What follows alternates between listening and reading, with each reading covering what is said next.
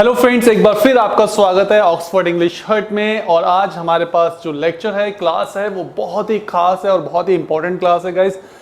हम अब पिछले फ्रेम को अगर देखें, पिछले फ्रेम मतलब जो हमारा अब तक शुरू से एक ही फ्रेम बना हुआ है, ये वो फ्रेम है जिसमें हम वर्ड से सेंटेंसेस एंड देन फर्दर हम लोग टॉपिक्स बनाना सीखेंगे।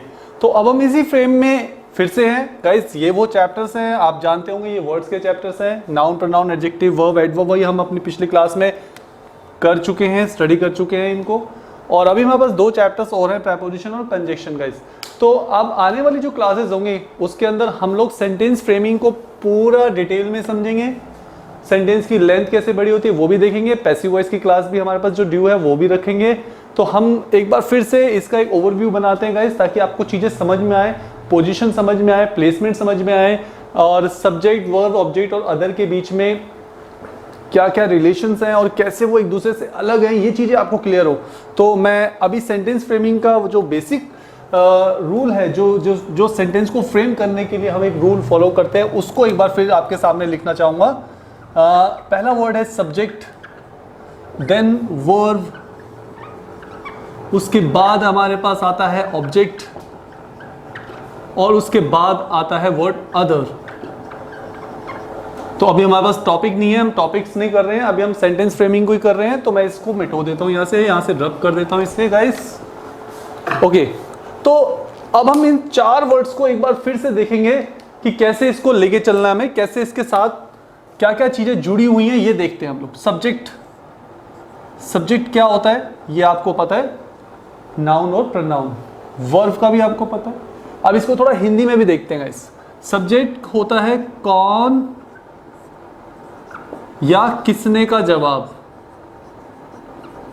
कौन या किसने का जवाब, या फिर क्या का जवाब। तो जब आप कौन किसने का जवाब देखते हैं ना गाइस, तो अपने आप आपको प्रोनाउन, आई, वी, यू, दे, ये सारे शब्द आपको मिल जाते हैं, वर्ड्स मिल जाते हैं प्रोनाउन के, ये वाले प्रोनाउन के। और कौन किसने में अगर कोई पर्सन का नाम आ, जैसे राज ने, सुनील ने, बच्चों ने, स्टूडेंट्स ने, टीचर्स ने, इस तरह से भी आ जाए, तो वो फिर नाउन की कैटेगरी में हम इसको लेकर जाते हैं। ऐसी क्या के जवाब में भी नाउन आते हैं गाइस, आपको पता होगा नाउन। तो कौन, किसने और क्या, दोनों के आंसर में यहां नाउन और प्रोनाउन, और यहां पर सिर्फ नाउन, तो ये सब्जेक्ट है। और आपको मैंने बताया था जहां जहां नाउन आ सकते हैं वहां हम एडजेक्टिव भी यूज कर सकते हैं। तो इससे पहले हम एडजेक्टिव भी यूज कर सकते हैं। तो एडजेक्टिव की पोजीशन हम यहाँ पे रख सकते हैं। और मैंने आपको ये भी बताया था कि दो नाउन को जोड़ने के लिए हम प्रेपोजिशन का यूज भी करते हैं। तो आगे आगे आप देखेंगे सब्जेक्ट को जब हम बनाएंगे तो इस फॉर्मेट्स को, इस रूल को कैसे यूज करेंगे और कैसे प्रेपोजिशन, नाउन, प्रोनाउन और एडजेक्टिव का यूजेस होगा। तो जब आप ये सब चीज सीख जाते हैं तो आप प्रॉपरली सब्जेक्ट वर्ड को समझ जाते हैं, जो सेंटेंस की लेंथ को बड़ा करने में काफी हेल्प करता है। वर्ब के सेक्शन में गाइस हमने क्या सीखा था, if you remember, verb basically 3 parts में चलती है। मैं ऐसे ही लिख देता हूं क्योंकि इसके 3 पार्ट्स हैं। एक तो है बी का फॉर्मेट, एक है हैव, और एक है एक्शन वर्ब्स, मेन वर्ब। हम इसे मेन वर्ब भी बोलते हैं गाइस। वर्ब की first form, second form, third form, इसी में ईएसएस और आईएनजी को भी यूज करते हैं गाइस, आपको मालूम होगा पिछली क्लासेस में। ऑब्जेक्ट, अब हम ऑब्जेक्ट में आए थे। ऑब्जेक्ट बेसिकली क्या है, ऑब्जेक्ट के अंदर 2 पार्ट्स होते हैं, ऑब्जेक्ट 1 और ऑब्जेक्ट 2। हम इसको ऑब्जेक्ट 1 कह सकते हैं और इसको ऑब्जेक्ट 2 कह सकते हैं।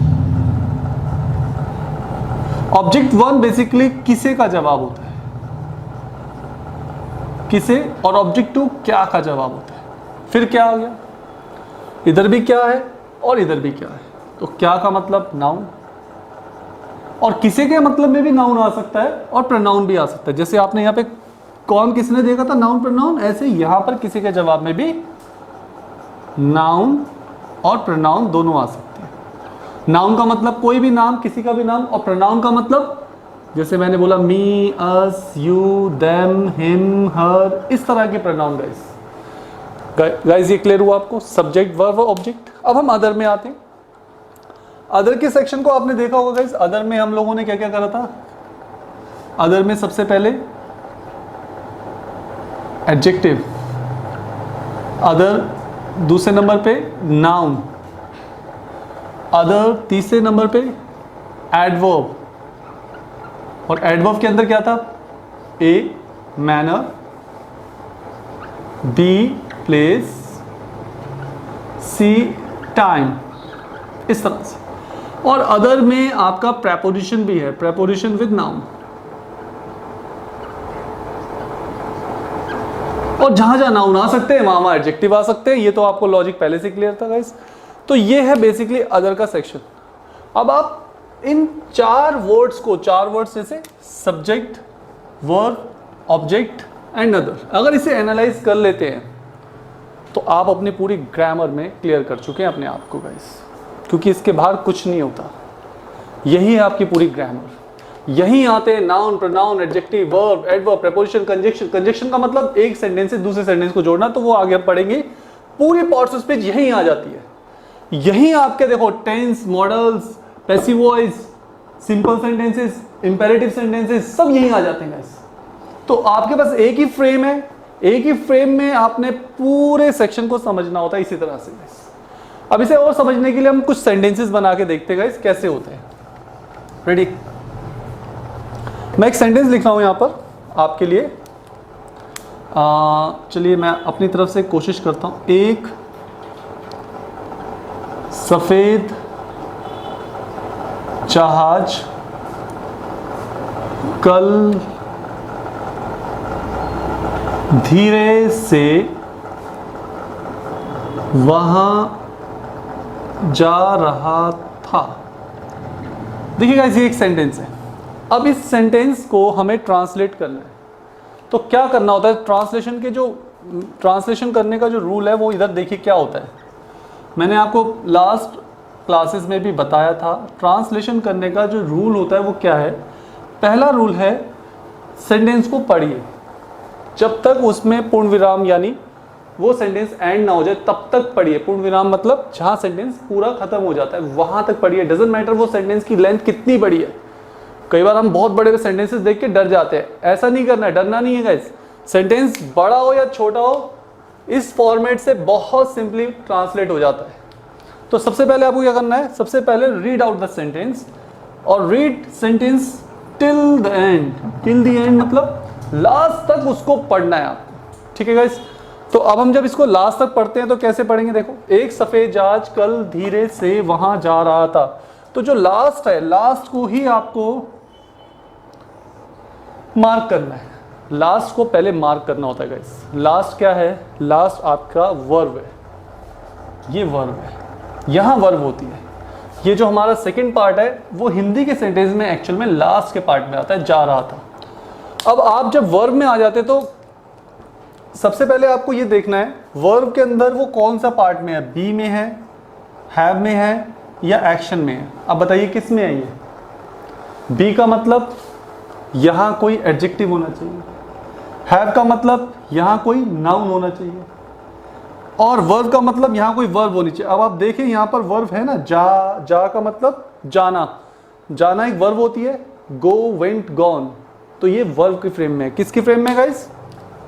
ये वर्ब की फ्रेम में है। अब आप इसी वर्ब को पकड़ लेते हैं। वर्ब को पकड़ लीजिए। पहला कौन, किसने, क्या, सब्जेक्ट लेना है। तो क्या जा रहा था, इसी को आंसर दीजिए। क्या जा रहा था? जहाज। क्या जा रहा था? जहाज। तो हमारा सब्जेक्ट है जहाज। तो और जहाज से पहले क्या लिखा है, सफेद और एक। तो हम इसको अगर ट्रांसलेट करेंगे तो हमारे पास ट्रांसलेशन आएगा सफेद को हम बोलते हैं वाइट, और इसको हम बोलेंगे शिप, अ वाइट शिप। तो हमारा सब्जेक्ट हो गया। अब हमें क्या लेना है, वर्ब। अब वर्ब में हमें जा रहा था। तो जा रहा था ये प्रेजेंट बेस है या पास्ट बेस है? था से पता चल रहा है ये पास्ट बेस का सेंटेंस है। और रहा था के फॉर्मेट में आपको बताया था गाइस, वॉज V1 ING। रहे थे वर V1 ING, रहा था वॉज V1 ING। तो अब हम इसमें क्या यूज करेंगे, वॉज,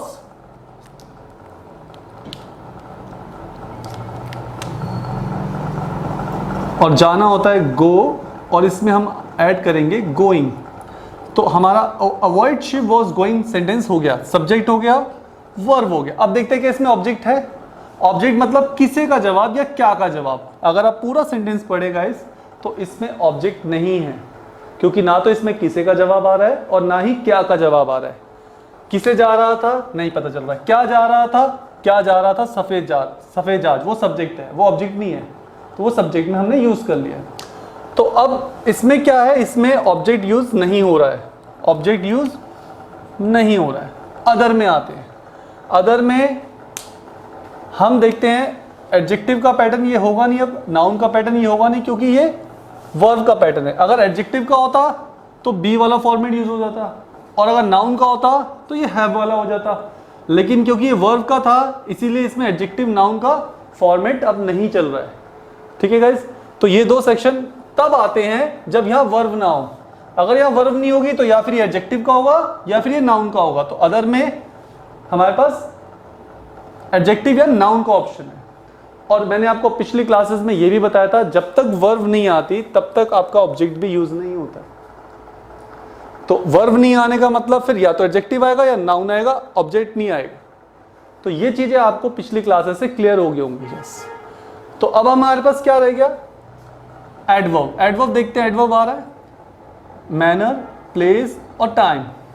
गाइज यही सीक्वेंस है एडवर्ब की। अगर आपके पास एडवर्ब आ रहा होगा तो सबसे पहले आप मैनर लिखेंगे, फिर आप प्लेस लिखेंगे, फिर आप टाइम लिखेंगे। तो मैनर कहाँ है, धीरे से, स्लोली, स्लोली हो गया। A white ship was going slowly. Place वहां, देयर। टाइम कल, कल बीता हुआ कल, येस्टरडे। आपका सेंटेंस ट्रांसलेट हो चुका है। अब देखिए इस सेंटेंस के अंदर क्या था और क्या नहीं था। सब्जेक्ट था, सब्जेक्ट था, सब्जेक्ट क्या था, नाउन, नाउन क्या था, शिप। उससे पहले एडजेक्टिव है, हाँ जी है एडजेक्टिव, व्हाइट। तो व्हाइट शिप क्या हुआ, white word is adjective, ship noun, common noun, was going it's verb, slowly manner, adverb manner, there place, yesterday time।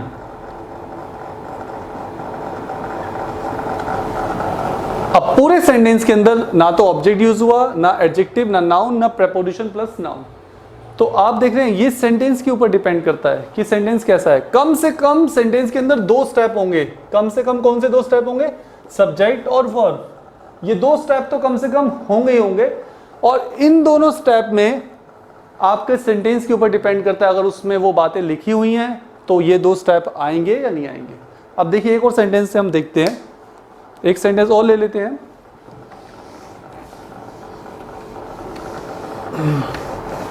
अब मैं कोशिश करूंगा एक ऐसा सेंटेंस लूं जिसमें मैं ऑब्जेक्ट यूज करूं।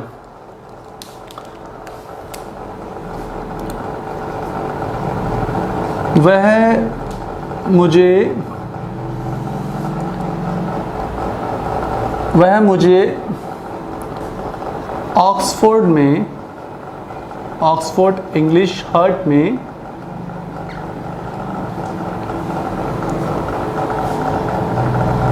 बहुत अच्छे से या बहुत या पूरी ईमानदारी से या बहुत ईमानदारी से, ऐसे लिख देते हैं, हर दिन हर रोज इंग्लिश पढ़ाती हैं। अब पढ़ाती हैं, पढ़ा रही हैं, पढ़ा सकती हैं, ये तो आपको पता है। जैसा वर्ब का पैटर्न होगा आप उस हिसाब से उस पैटर्न को यूज करेंगे। अब एक सेंटेंस मैंने बनाया, वह मुझे ऑक्सफोर्ड इंग्लिश हर्ट में बहुत ईमानदारी से हर रोज इंग्लिश पढ़ाती है। अब ये भी सेंटेंस थोड़ा सा लंबा हो गया है, लेकिन ये भी बहुत बड़ा सेंटेंस नहीं है। इससे भी बड़े बड़े सेंटेंस बनेंगे, दो दो तीन तीन लाइन के भी सेंटेंसेस होते हैं गाइस, उससे घबराना नहीं है। मैंने फिर कहा है ना, सेंटेंस जितना भी बड़ा हो उससे आपको घबराना नहीं है। सबसे पहले ट्रांसलेशन का पहला नियम क्या है, रीड आउट द सेंटेंस। पहले रीडिंग करना है, रीडिंग टिल एंड तक रीडिंग करना है, और फिर then find out the verb, find out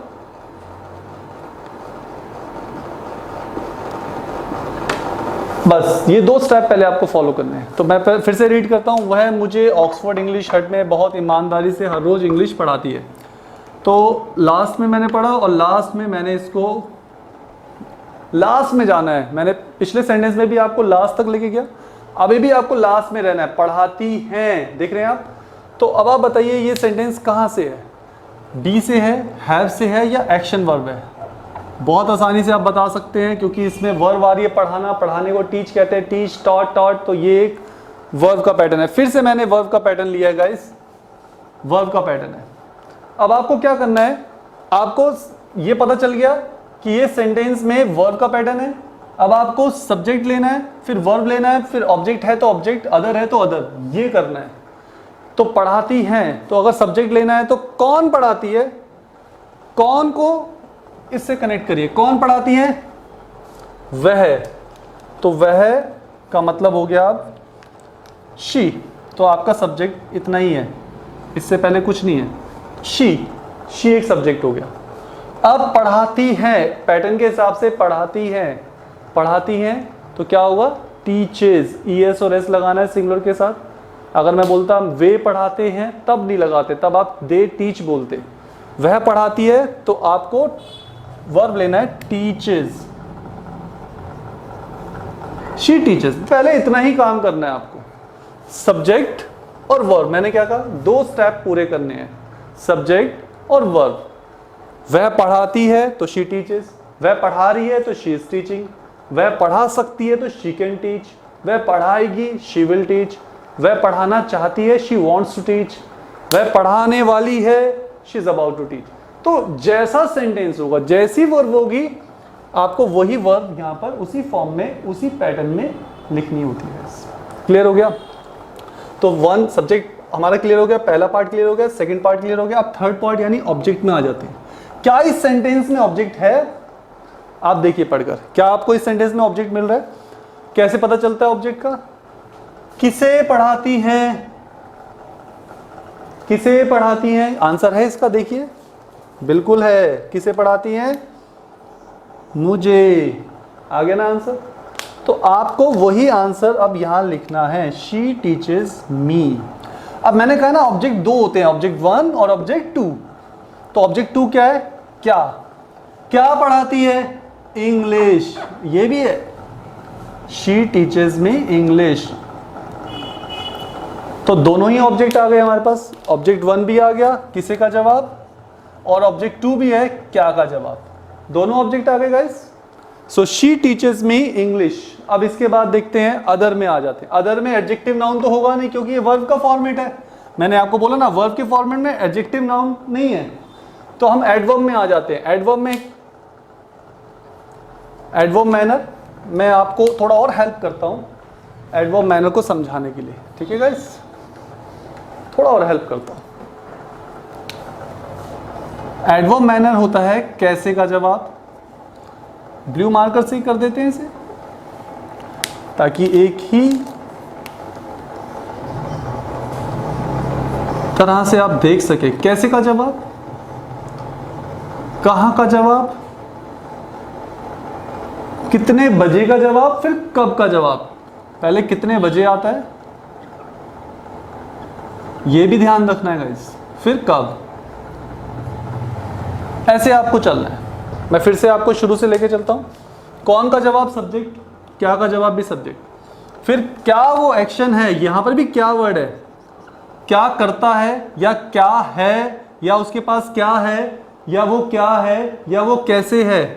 तो अगर आप चाहें तो मैं इसका भी जवाब दे दूंगा। इसका वो व्यक्ति कैसा है तो एडजेक्टिव, उसके पास क्या है तो नाउन, वो क्या करता है वो वर्ब। ठीक है गाइस? फिर किसे का जवाब ऑब्जेक्ट 1, फिर क्या का जवाब ऑब्जेक्ट 2, फिर कैसे का जवाब एडवर्ब मैनर, फिर कहां का जवाब एडवर्ब प्लेस, फिर कितने बजे और कब का जवाब एडवर्ब टाइम। तो प्लेस, मैनर और टाइम। मैनर का मतलब LY वाले वर्ड्स गाइस, प्लेस और टाइम। बहुत सिंपल है गाइस, बहुत ही सिंपल है। तो अब आप देखिए इस सेंटेंस में हमने क्या क्या कर लिया। शी यानी सब्जेक्ट पूरा कर लिया, वर्ब टीचर्स कर लिया, ऑब्जेक्ट 1 किसे पढ़ाती है मुझे, क्या पढ़ाती है? इंग्लिश। अब कैसे पढ़ाती है? कैसे पढ़ाती है? ईमानदारी से, ईमानदारी से। तो पहले कैसे का जवाब लिखिए, और फिर ईमानदारी से पहले बहुत भी है तो वेरी आप लिखेंगे, वेरी ऑनेस्टली। ये एडवर्ब मैनर, एडवर्ब मैनर को एडवर्ब ही मॉडिफाई कर रहा है, जो पिछली क्लास में मैंने आपको बताया था। So she teachers me English very honestly. तो कैसे कैसे का जवाब हो गया। अब कहाँ पढ़ाती है? कहाँ पढ़ाती है? ऑक्सफोर्ड में। सो इन ऑक्सफोर्ड इंग्लिश हट। और कब पढ़ाती है? कितने बजे पढ़ाती है? हर रोज, एवरीडे। तो देखा गाइस, आप सेंटेंस पूरा बन चुका है, आपका ट्रांसलेट हो चुका है, और कोई भी एरर नहीं है, कोई भी गलती नहीं है इस सेंटेंस को बनाने में। तो आप इसी तरह से और भी सेंटेंसेस बना सकते हैं, प्रैक्टिस कर सकते हैं। अब आगे आपको क्या सीखना होगा? आगे सेंटेंस की लेंथ मेनली यहां से बढ़ती है गाइस। सेंटेंस जो लंबा होता है ना, बड़ा होता है, उसकी लेंथ जो बड़ी करते हैं हम लोग, वो प्रेपोजिशन वर्ड से करते हैं, कंजक्शन वर्ड्स की हेल्प से करते हैं। तो अगले 2 चैप्टर्स जो हो रहे हैं ना आपके पास, वो बहुत ही खास है, बहुत ही इंपॉर्टेंट है। अगर आप इन 2 चैप्टर्स को भी सीख जाते हैं तो आप समझ लीजिए फिर सेंटेंस कितना भी बड़ा हो, आपको ट्रांसलेट करने में कोई प्रॉब्लम नहीं होगी। लेकिन सबसे इंपॉर्टेंट पार्ट मैं फिर बता रहा हूँ, सबसे इंपॉर्टेंट पार्ट एक स्टूडेंट को जो सीखना होता है, ये वर्ब के पार्ट को सीखना होता है। ये पता करने के लिए कि वो सेंटेंस बी के फॉर्मेट में है, हैव के फॉर्मेट में है, या एक्शन वर्ब के फॉर्मेट में है। और अगर आपको ये भी पता चल गया कि ये बी के फॉर्मेट में है, या हैव के फॉर्मेट में, या एक्शन वर्ब के फॉर्मेट में है, तो आपको एक चीज और भी देखनी होती है, उसका पैटर्न क्या है, यानी वो प्रेजेंट बेस में है, वो पास्ट बेस में है। वो भी पता चल गया तो आपको फिर ये देखना होता है गाइस, अगर वो प्रेजेंट बेस में है तो वो है का है, या रहा है, या चुका है, या इस तरह से उसके फॉर्मेट को देखना होता है, जो लास्ट से आपको पता चल जाता है। ये सबसे इंपॉर्टेंट पार्ट है, क्योंकि अक्सर स्टूडेंट को यहीं पे प्रॉब्लम होती है। इसीलिए हमने इसकी बहुत सारी वीडियोस बनाई हैं। इसी एक पार्ट को सिखाने के लिए हमने काफ़ी सारे आपको अलग अलग तरीके से, नए नए मैथड से आपको पढ़ाने की कोशिश करी है। उम्मीद करता हूँ आपको ये वाला सेक्शन तो क्लियर हो ही चुका होगा, और आज की क्लास से आपको ये सब्जेक्ट, वर्ब, ऑब्जेक्ट और अदर का फॉर्मेट भी क्लियर हो गया होगा। अब हम अपनी नेक्स्ट वीडियो में, नेक्स्ट क्लास में, नेक्स्ट लेक्चर में क्या करने वाले हैं गाइस, हम इस वर्ब के सेक्शन को थोड़ा अलग तरीके से सीखेंगे। मेनली इस पार्ट को थोड़ा और समझेंगे। Action verb. Action verb basically 2 तरह की होती है, एक ट्रांजिटिव और एक इंट्रांजिटिव। इंट्रांजिटिव का मतलब क्या होता है? जिसके बाद हम ऑब्जेक्ट यूज नहीं कर सकते। और ट्रांजिटिव का मतलब जहां ऑब्जेक्ट आ जाएगा। और जहां ऑब्जेक्ट आ जाता है, यानी ट्रांजिटिव वर्ब जितनी भी होंगी, उन्हीं सेंटेंसेस को हम पैसिव वॉइस में भी बना सकते हैं। और पैसिव वॉइस क्या होता है और उसको हमें कैसे सीखना है गाइस, वो हमारी नेक्स्ट क्लास है, और उस क्लास को भी आप जरूर लीजिए। आई होप कि आप इस पूरे मेथड को, इस पूरे पैटर्न को समझ गए होंगे। अब हम लोग ऑब्जेक्ट से रिलेटेड सेंटेंसेस को थोड़ा सा बनाएंगे, और हम देखेंगे ऑब्जेक्ट के साथ हम कैसे पैसिव वॉइस सेंटेंस बना सकते हैं, और वो पैसिव वॉइस सेंटेंस क्यों बनाए जाते हैं, पैसिव वॉइस चैप्टर होता क्या है, उसका यूजेस क्या है, वो मेनली हमें सीखना क्यों होता है, फिर वही बात क्यों सीखना है, वो चीज हम क्लियर करेंगे अपनी नेक्स्ट क्लास के अंदर। तो फ्रेम अभी तक वही रहेगा और आगे भी वही रहेगा। इसी एक फ्रेम में हम पूरे ग्रामर को सीखेंगे गाइस। उम्मीद करता हूं आपको इस क्लास से काफी चीजें पता चली होंगी, समझ में आई होंगी, और ये बहुत ही इंपॉर्टेंट क्लास थी आपके लिए गाइस। और हमारी सारी एक्सरसाइजेज और नोट्स प्लीज जरूर स्टडी करिएगा, और हमने बहुत सारे सेंटेंसेस आपको दिए हैं नोट्स में, तो आप प्लीज उन एक्सरसाइजेस को जरूर करिएगा, क्योंकि उनको करने से आपको प्रैक्टिस होगी, और करते करते आपकी वर्ब्स भी लर्न होंगी, पैटर्न भी लर्न होंगे, वर्ब्स का भी सेक्शन क्लियर होगा, और बी, हैव और एक्शन वर्ब में क्या डिफरेंस होता है ये भी चीजें क्लियर होंगी। बहुत मजा आ जाएगा गाइस। एक बार मेहनत करनी है, एक बार मेहनत करके अगर आप हमेशा के लिए इंग्लिश से बाहर आ जाएंगे तो जरूर करनी चाहिए। जितने स्टूडेंट एडवांस क्लासेस ले रहे हैं, मैं उन्हें भी एडवाइस करूंगा कि वो बेसिक को भी पढ़ें, बेसिक क्लासेस को जरूर लें, क्योंकि बेसिक फॉर्मेट जो है हमारा पढ़ाने का तरीका बहुत ही डिफरेंट रहा है, बहुत ही अलग रहा है। अगर आप उन्हें लेंगे तो आपके उसमें भी बहुत सारे डाउट्स क्लियर होंगे गाइस, क्योंकि ये पढ़ाने का जो तरीका है ये बेसिकली बहुत ही यूनिक है, बहुत ही डिफरेंट है, और इस तरीके से अब तक जितने भी स्टूडेंट पढ़े हैं उनको इंग्लिश में फिर कभी कोई प्रॉब्लम नहीं आई है, और उम्मीद करता हूँ आगे आपको भी नहीं आएगी। बने रहिए मेरे साथ और आगे की क्लासेस लेने के लिए। Thank you so much guys, आपने अपना समय दिया, आपने इतना कीमती वक्त दिया। Thank you so much. आपसे फिर मिलता हूँ अगले क्लास के लिए। Bye, take care, see you.